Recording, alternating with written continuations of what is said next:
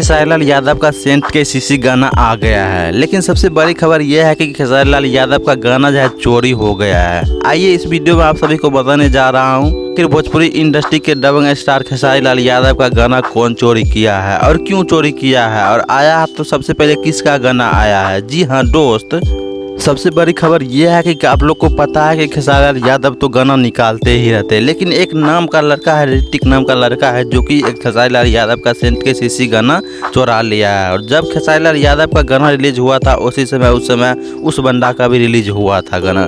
लेकिन आप लोग को पता है कि कोई भी आदमी अगर किसी का सामान चुरा कर अगर कुछ करता है तो उसको फल नहीं मिलता है। और उसी प्रकार खेसारी लाल यादव का जब से ये गाना आया है तब से मार्केट में धमाल मचा दिया है। मात्र 2 ही घंटा में 33 लाख 34 लाख के आसपास व्यूज चल चुका है।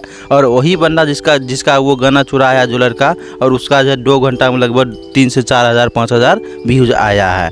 आप लोग ऐसे किन के सपोर्ट करते हैं, आप लोग कमेंट बॉक्स में बताइएगा।